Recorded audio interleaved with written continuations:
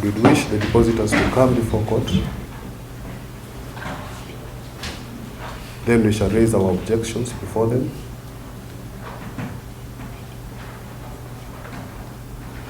As to why these monies should only be deposited to the accounts of the persons appearing in the receipts.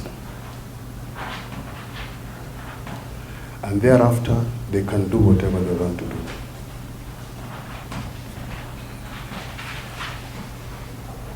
So we pray that this application be deferred until the two depositors come before you and they make availments.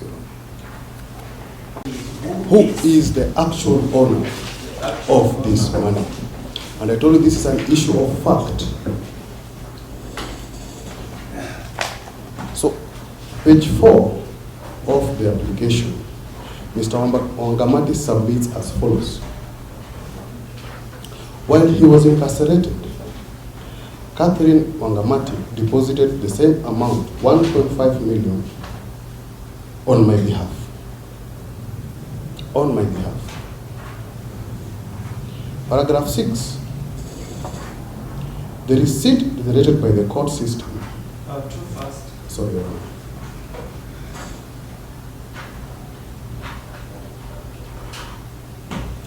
Paragraph 6, Your Honor.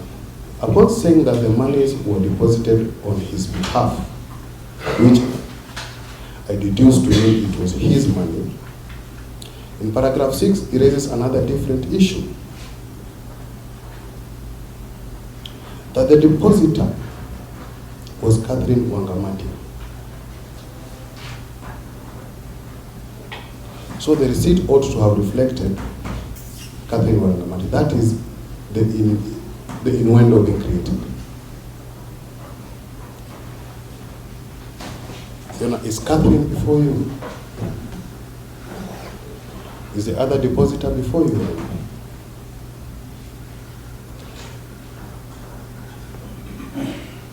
Why is it so hard for them to ask the monies to go to their respective bank accounts and they can transact the way they want to transact? And this is where I'm taking you to. Credibility of our financial system. Credibility of the judiciary financial system. When I remind you, we're in the grey list. And this court should not be used as a conduit. I'm not saying the monies are illegal, but the system raises what we call a suspicious activity. Your Honor, my colleague is going Your Honor, I'm on my issues feet. which you will not have opportunity to respond to. He's actually accusing an advocate of the High Court, Your Honor, Catherine Wangamati, for crime, for corruption. Your Honor, I've said suspicious activity.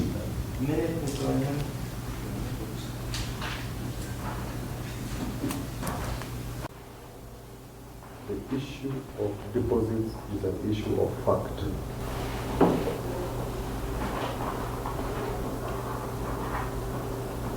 And the only persons who can avert to that fact are the persons who made the deposits, not the accused persons.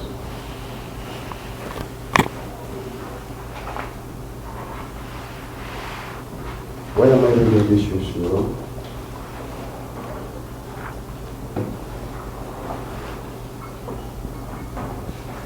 There is a lacuna. There's a lacuna. A lacuna, there's a gap. Yes. There's the deposit to the judiciary account, but the depositors are absent. Suppose the depositors are issued tomorrow, Your Honor. As an officer of this court, Your Honor, I have to protect the integrity of the record and the criminal process. So we object to this application.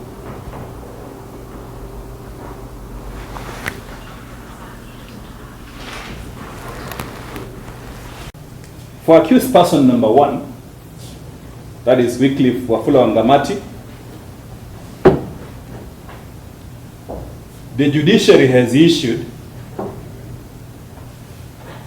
a receipt dated 2nd September 2025, cash bill receipt for 1.5 million. 2nd September 2025 for 1.5 million in the name of Wycliffe Wangamati. The logical corollary is, at the end of this trial, if the facts remain the same, it is Wafula Wangamati, Wycliffe Wafula Wangamati, who will present this receipt to the registry, and he will be given the money.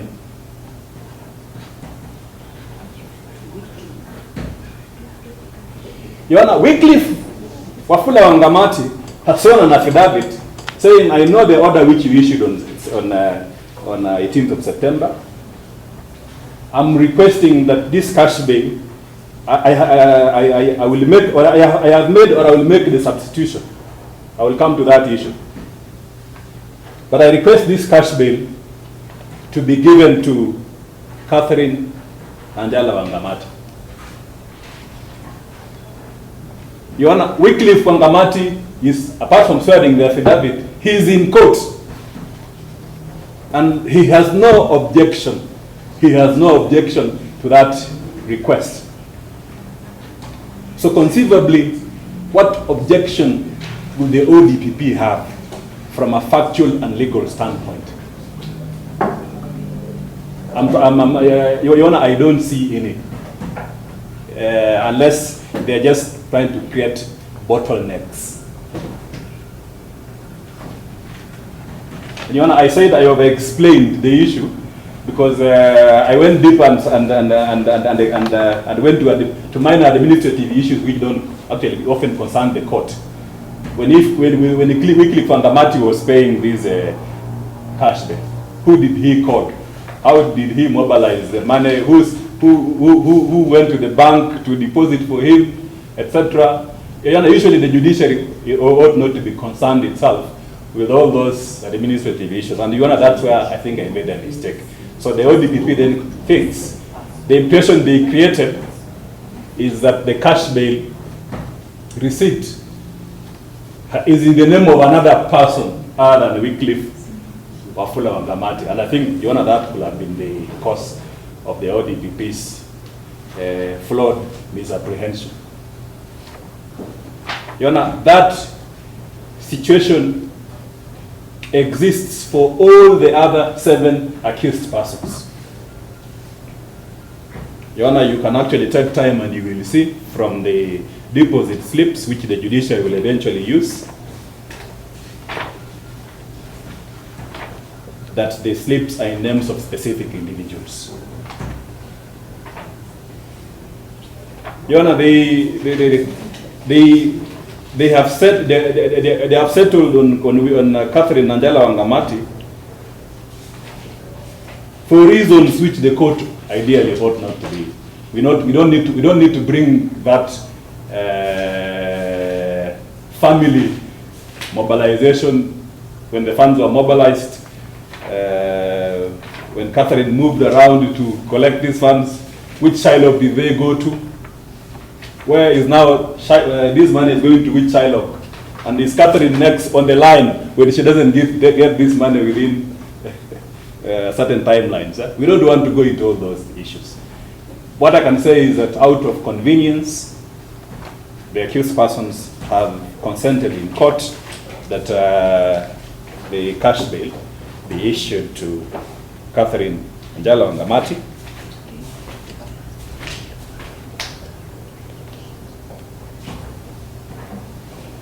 I can say it's a very close family member. She's not an imposter. Close family member of the first, second, third. I think you made your point. Yes, Your Honor. Saying the issue. A very simple and straightforward issue which ought not to have an objection, because it does not affect the ODPP at all. So the learned counsel for the ODPP, regrettably, is now being pedantic.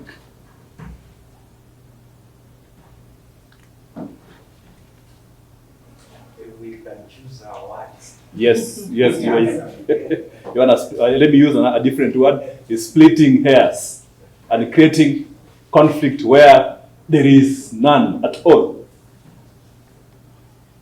In fact, Your Honor, last time when we were doing verification for the surety for the 4th and 8th accused persons, to protect the integrity of the court process, I specifically refrained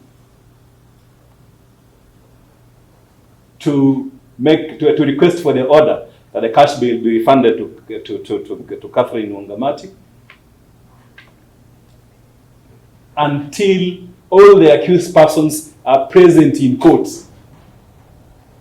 Your Honor, the ODPP was represented in court and they were ready. Mr. Walusala from the ODPP, I believe his colleague, was ready to accede to that request, but I said, no, let's wait until all the accused persons are here. And Your Honor, indeed, that's what you directed. So Your Honor, first of all, the order for substitution has already been made. So we cannot go before that and talk about the charges which the accused persons face, money laundering, etc. I think that is beside the issue. The issue at hand is that what document is before court, which the court will of necessity use to refund the cash bail, pursuant to the order of 18 September.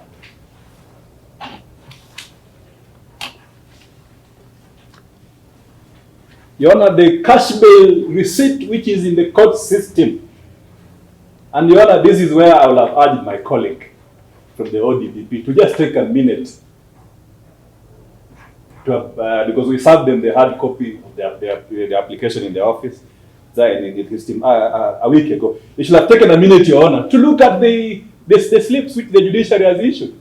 Your Honor, the judiciary has issued the slips in the name of the accused persons. First to 8 accused persons. So, Your Honor, what is the problem with that? Why would anyone raise an issue when these accused persons then are in court?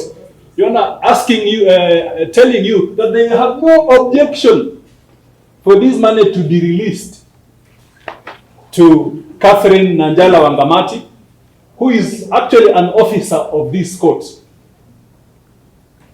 And Your Honor, for the convenience, they are only... Too fast, Mr. Sorry, Your Honor. Catch me, you can't. Sorry, Your Honor, I will go slow. And I'll give you time to put that. Yeah, so Your Honor, yeah. I've not even written one word. Okay, so I will start afresh.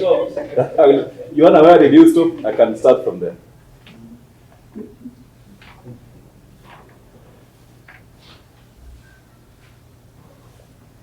Dated 2nd October 2025. Grounds advanced in support of that application. The court has also considered the objection raised by the learned prosecution counsel, Mr. Kula, for the DPP. The grounds advanced in support of that objection. Having considered the grounds in support of the application, measured against the grounds in support of the objection, this court having further considered the depositors which are considered by the law as depositors, namely the first 8 accused persons, have recorded no objection to the release of the same funds to Ms. Catherine Nanjala Wangamati. The court finds the grounds raised in support of the objection outside the mandate of this court. For that reason, the 4th and 8th accused persons, having successfully substituted the cash bail surety documents, this court orders that the cash bail in respect to the 4th and 8th accused persons be released to Ms. Catherine Nanjala Wangamati, providing number this. Regarding the first, second, third, fifth, sixth, and seventh accused persons, this court will close the breach when it gets there. Specifically, this court underlines that such an order can only be made upon successful substitution of the cash bill with surety security documents. And this, of course, will be done in the context of the fact that the first, second, third, fifth, sixth, and seventh accused persons have already registered and no objection to such a release